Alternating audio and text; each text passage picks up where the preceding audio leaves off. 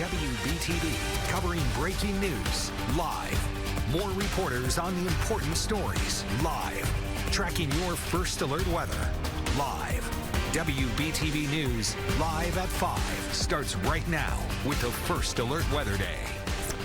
And we start this half hour with our forecast this evening as we're taking a live look from our HT Tower cam at the Charlotte skyline. And oh man, not a bad looking shot right there. Hey, we are looking ahead to a freezing night throughout the area. So let's bring in meteorologist Rachel Coulter right now. Thanks for sticking with us. I'm John Carter. And I'm Siobhan Bryan. So Rachel, these freezing temperatures are behind this First Alert Weather Day, right? Yeah, that's right. And not only just tonight, but the next couple of nights we're anticipating freezing temperatures, and that's why we have the freeze warning that's in place. That's going to kick up at 11 o'clock tonight, continue through tomorrow morning, and a First Alert Weather Day to wrap up the week as well, not because of temperatures, but because of rain. So St. Patrick's Day evening plans, you'll want to pay attention to that forecast. I'll show you that in a few minutes. Let's talk about temperatures first, because waking up tomorrow morning, not only is it going to be cold, you're going to want the coats, getting the kids out the door to school, just heading to work in general, walking the dog, but we're also going to want to protect our pets, move them inside, and of course protect your plants as well. Below freezing temperatures not only for Charlotte, but the 20s likely for our foothill communities and certainly for the mountains as well. And this is why you have that freeze warning in place for a good portion of our area. This does include the Charlotte Metro. That freeze watch, that's going to be for tomorrow night. And of course, this extends down into South Carolina, Georgia, Alabama, Mississippi, Arkansas, almost the entire state of Tennessee has a freeze warning in place for that overnight and early morning period. I'm going to walk you through that 7-day forecast. There's some warmer days mixed in as well, what that means for your weekend in just a few minutes. With all of the issues going on in public education, particularly policy issues, this was bound to happen. In the last 10 years, North Carolina has seen a growing shift in how school board members are elected. So in 2013, only 15 counties allowed partisan elections for the school board. But as of now, more than 40 counties have partisan elections for the Board of Education. And in the next few days, that number could grow, with Cabarrus County becoming the latest to make that change. Well, WBTV's David Wisden is live at the Cabarrus County Schools Administration Office, where this issue is going to be discussed tonight. So, David, tell us a little more. What's behind this trend? That really depends on who you ask, John. Some would say this is a power grab by the Republicans to try to gain control of all the local school boards in North Carolina, but others say it's a way to give voters more information and to be more transparent in the election process. Either way, it is certainly a trend that's growing across the state.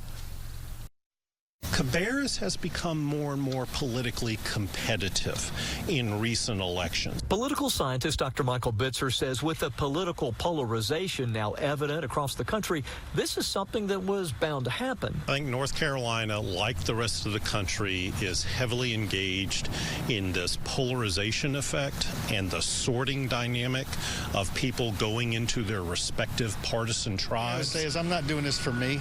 I'm not doing it for the Republican Party or the Democratic Party. I'm doing it to put transparency in the election and put the vote back in the hands of the voters. Republican Kevin Crutchfield is a freshman representative for Cabarrus County. Cabarrus is included in a bill that would change the school board elections to partisan in a handful of counties. It's transparency to the entire election process. It's not a Republican deal. Most people think it is, but on the other hand, if the scales were switched the other way and the Democrats had 8 candidates, then they would not have a chance to be represented on the board. So this is really just to balance the scales between the two parties. I don't think where you stand on national issues is especially important to school board issues. Former Concord mayor and retired 30-year educator Scott Padgett doesn't like this idea. We say we're putting students first. I don't think this puts students first at all. Padgett says there was no public discussion, and few people in Cabarrus County even knew this was a possibility. The general public didn't know. There were no public hearings. No one had a say. There'd been no discussion. Well, I've actually spoke about this for quite a while. I spoke about it at the Chamber of Commerce meeting that they had this year. That's where I actually announced to people that I was intended to put this bill forward. So I don't know what else we could do. Now, that bill is up for a vote, and it would be the final vote this Wednesday in Raleigh. I do want to point out the Cabarrus Board of Election normally meets here at the administration building. Tonight, though, for the legislative session, they're meeting over at J.M. Robinson High School, and there's a lot more to this story. If you go to our website, I included some extra elements here and some more of that conversation with Scott Padgett and also with Kevin Crutchfield. Reporting live in Cabarrus County, David Wisnett, Wbtv, on your side. All right, David, some great information here. Well, live at 5, 2 people were displaced after fire damaged this mobile home in Kannapolis overnight. The fire reported on Chris Drive near Pleasant Avenue and Rainbow Drive. Right now, the American Red Cross is helping the 2 displaced residents, working to learn more about what caused the fire. Live at 5, a Connolly Springs man is in jail after a traffic stop led to a drug bust over the weekend. The Burke County Sheriff's Office says they stopped this man, Jonathan Stanley, near Drexel Post Office. When officers searched Stanley, they say they found a foil packet and other drug paraphernalia. A deputy opened the packet to examine the contents when they say the wind blew a white crystal substance from the packet into his face. The deputy later reported feeling tightness in his chest and was administered Narcan. Stanley's now in jail and being held on a $25,000 bond. A man in Salisbury is now in jail for an alleged robbery in Salisbury in October of 2022. Salisbury police say a man was trying to sell his car on Facebook Marketplace and arranged to meet a buyer at Walmart. But the buyer later told the victim to meet at a different address. When the victim arrived, 2 men approached the car, pulled out guns, and robbed the man of his wallet, his phone, and cash. They also tried to steal the car, but couldn't. Police say Keyshawn Hargrave is the person who called the victim. Hargrave was arrested Sunday for robbery along with several other charges. His bond set at $80,000. The man accused of crashing his car into the entrance of Wilmington International Airport last week made his first court appearance. Trey Dvorak is facing a number of charges, including assault with a deadly weapon on a government official. Right now, the charges are at the state level, but prosecutors say it doesn't mean he can't be charged federally in the future. The New Hanover County Sheriff's Office say Dvorak drove his vehicle through the fence onto the tarmac. He then drove through the terminal, crashing through doors and windows. I think just relief that nobody was really injured. I mean, for me, that would be my biggest nightmare. Just walking to your flight and then having a car like barrel through a glass door towards you. According to TSA, one of the staff members had minor injuries from the incident and has since been released from the hospital. Dvorak's next scheduled court date is March 30th.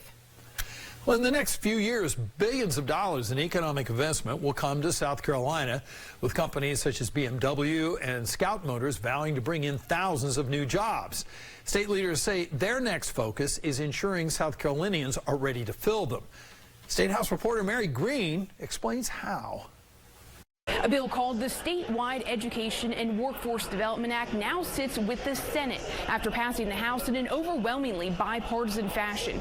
It would streamline South Carolina's workforce development efforts. The purpose of this bill is to reach the workforce potential of this state. This bill would consolidate and coordinate South Carolina's publicly funded workforce development programs through a new statewide office within the Department of Employment and Workforce. Legislators say right now many of these programs are operating in separate silos and not necessarily communicating what they're doing with each other. The comprehensive bill would also require an annual analysis of how many jobs are open across the state and how many graduates there are to fill them. And it would create a one-stop shop portal for students and job seekers to find job openings by region, see what qualifications they need, and compare salaries. Members of the ultra-conservative Freedom Caucus unsuccessfully attempted to add bans on state dollars going to private companies that enact diversity, equity, and inclusion programs within their company, or that aim to hit environmental and social goals. I don't think it's the state's